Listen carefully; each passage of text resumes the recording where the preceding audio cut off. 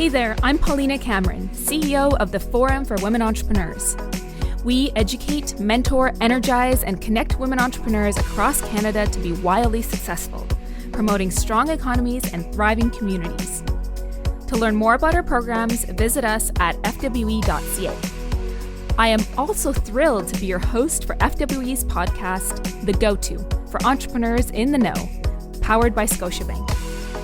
I interview inspiring guests who will share their journey of their business success and provide crucial pieces of advice that you can use to move your business forward today. This season, we're covering everything from branding to financials, sales, and organizational culture. As you listen to the season, ask yourself how you can use these learnings to take your business forward. Let's dive in. Financials and knowing your numbers is something that our next guest is very passionate about.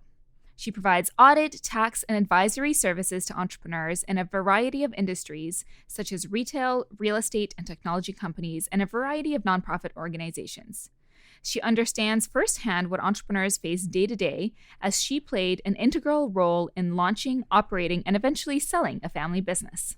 Joining me in studio today is the incredible Brandy Wingrove, partner at KPMG Enterprise and recovering entrepreneur. Brandy is also a longtime member of the board of FWE and a speaker for our E-Series program. Welcome to The Go-To, Brandy. Thank you, Paulina. I'm so excited to be here today. So we've been asking our guests and entrepreneurs in our community what keeps them up at night.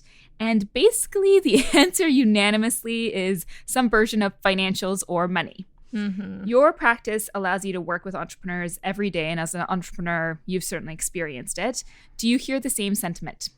I certainly do, Paulina. The challenge that entrepreneurs face is that, every day they have to wear so many different hats and their time is just so limited.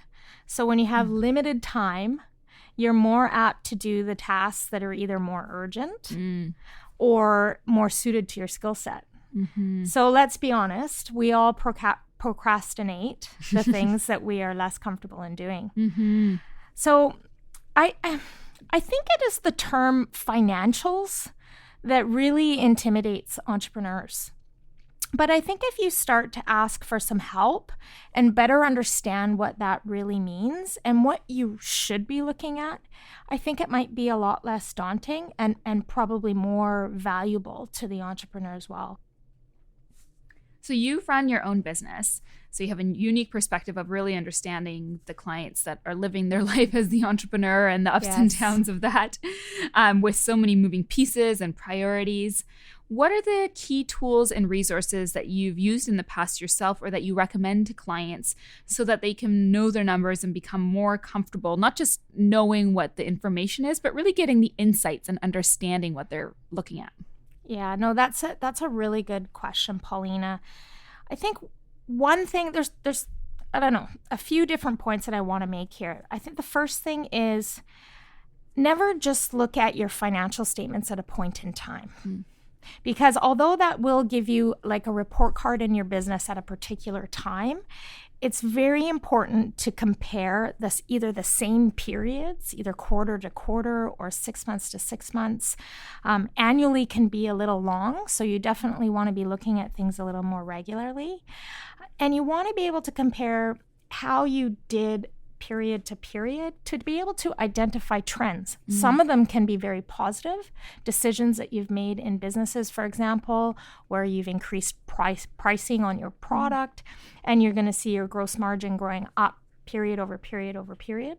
But it will also tell you stories where maybe you're not making the right decision. So maybe your margins really aren't as good as they should be, and they're not covering all the other fixed costs that come below the line. So make sure that you're looking at your financial statements and comparing it to periods, same periods for multiple periods in order to identify trends.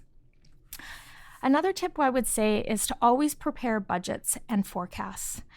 You need to set goals on where you want to be in the business in the next year, perhaps 1 to 3 years.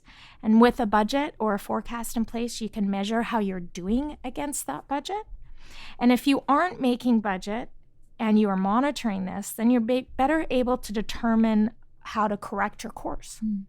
So if we imagine an entrepreneur that's just starting out and, say they're sitting in the camp of, my business is good, but don't ask me about the numbers. I don't want to deal with that. How can they think about getting help? Like, what can they set themselves up with? Do they need to have the answers? Are there systems or softwares or people? How can they wrap their minds around approaching all this earlier on so that they set themselves up for success? So with entrepreneurs, although you need to be able to understand the numbers, look at the key things to help you measure your business and be able to make better, timely decisions, it's not always your area of expertise. So I recommend that you ask for help. Can you explain so that entrepreneurs really get it? What's the difference between a bookkeeper and accountant, and when would you use either? So a bookkeeper is somebody that you would hire to come in on a more regular basis to really do your record keeping in your business that captures all the transactions that go on in your day-to-day business. They're not always qualified accountants. They can just be trained in accounting and are able to capture those transactions accurately and timely. An accountant or an external accountant is someone who would come in and help you with your annual financial statements, your compliance, maybe your tax compliance work, and generally is a CPA or a qualified accountant, and could also help you sit down and provide more advice around your numbers, giving you some resources around being able to prepare budgets and cash flow forecasts. And there is also out there that is quite helpful, our CFO for hire. They can come into your business where you may not be big enough where you can't afford a full-time CFO, but you still need someone to help you understand the numbers and understand it to help you with your business strategy. And so I would also suggest that you look into maybe on an hourly basis, you could have them come in for a couple of hours a month, go over your KPIs, look at your financials with you, and help explain what's happened and maybe help you with forecasting into the future. And that makes sense too for in a position when you're looking to grow. I mean, flying by the seat of your pants is tricky if you don't have that foundation either. So how do you imagine growing if you don't know? That's right. It's really important to know where you are today. And we talked about it a little earlier on budgeting and forecasting and being able to predict in the future. And you're not necessarily going to always have the cash available in the business today. And so what's important is to understand that you can take on debt. And debt can be very healthy if you're looking at using it to help you grow the business. But what's important is that you are looking at your numbers. You do understand your balance sheet. You talked about that at the beginning on how a lot of entrepreneurs shy away from the balance sheet because they don't know exactly what it's telling you. But the balance sheet will really help you understand how much debt you can really take on in the business and really what you can afford in terms of liquidity to be able to help fund future growth. That was so insightful, Brandy. Thank you. So for those who want to find you online and get a hold of you and maybe ask you what retained earnings are, how can they do that? They can either get me on LinkedIn, which is Brandy Wingrove, or you can get me on Twitter, which is #WingroveBrandy. And you can reach me on email, which is bwingrove@kpmg.ca. That is very generous of you, Brandy. Thank you so very much for sharing your insights into the importance of knowing and understanding your numbers. Thank you. Thanks for having me. We're going to take a quick pause before we hear from our next guest.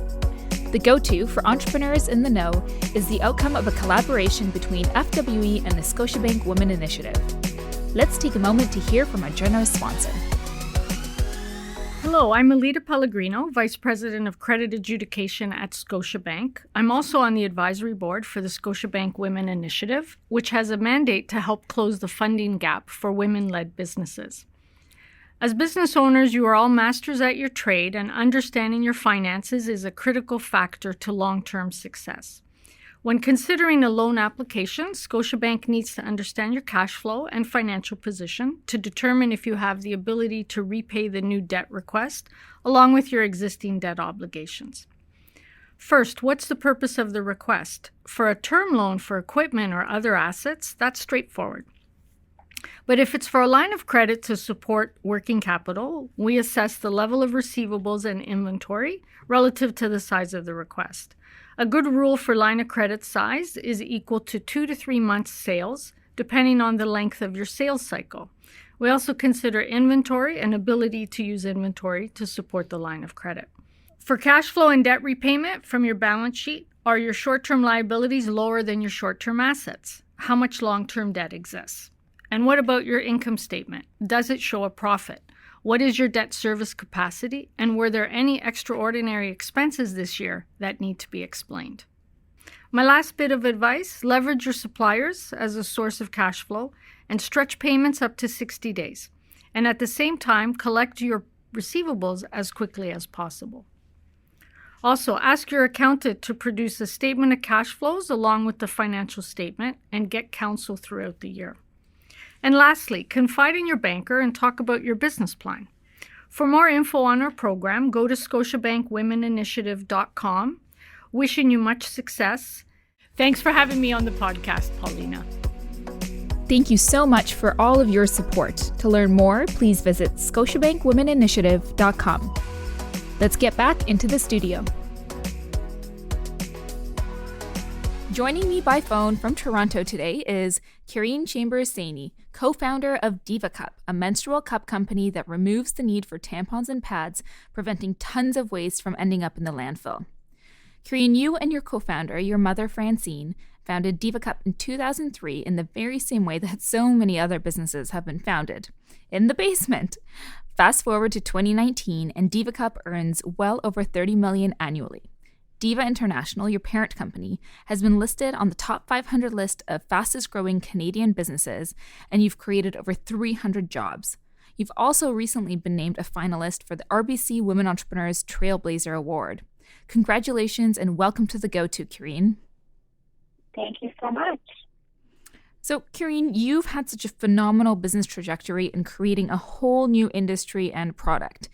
And in that transition from an early stage business where you're ordering, packing, shipping, and doing it all to the next stage where there might be more control, some more processes in place, some systems, when did you realize that you needed to get serious about managing your numbers to support your growth? And what steps did you take? Did you hire a bookkeeper or start a spreadsheet?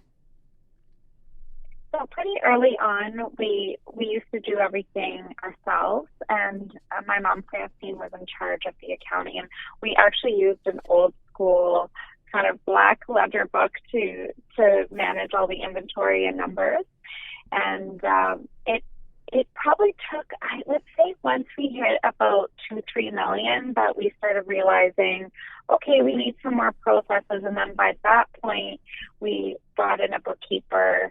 And when we hit 10, I would say about 6 or 7 million, that's when we actually brought in kind of a full-time accounting person into the company. And now today we have we recently, 3 years ago, went to a full ERP system, which helps us manage all of our accounting. We use NetSuite, and we also have recently brought in a controller and a CFO to help manage all the numbers. So you've really been able to see through those stages. And so as you grew at that rapid speed and achieved those milestones, what were some of the ongoing tools and systems that you used to be ahead of the game when it came to identifying any red flags or really knowing the health of your business? It's definitely really important to use processes and tools to manage all of this. From an operations standpoint, we have been very fortunate to have some incredible people, namely one woman who's now grown into our VP of Operations, Roxanne Law. She's helped us over the last 8 years to really put those processes in place, from inventory management, from supply chain management, and the accounting, all the accounting processes to make sure that we're on top of it. Because we have actually run into some challenges, especially when we launched into the mass market and we started dealing with Walmart and CVS and Shoppers Drug Mart and all these accounts, that we were realizing that the inventory management was was very challenging. So we have currently put in many processes in place that help manage those systems. And it makes sense that you're combining, the systems and both the people to support it. So as you said, your VPs or your controller. So when we talk about the systems, which specific ones have been most valuable to you as you've grown? Specifically, when we actually put the ERP system in, we decided to go with NetSuite. That was the most critical change that helped us get a good handle on the inventory. Up to that point, everything was done with spreadsheets and manually. And so putting an actual proper inventory module that's integrated with our accounting system gives us real-time information and data that helps us do a lot more demand planning and making sure that we can meet the demands of our customers. And actually then build your business knowing what you're trying to look forward to and know that foundation. So important. Absolutely. So for an entrepreneur who, is maybe thinking, I kind of know my business, but I'm actually terrible at math, so don't ask me about my numbers. What is the one thing you would recommend for them, or one piece of advice you would have for them?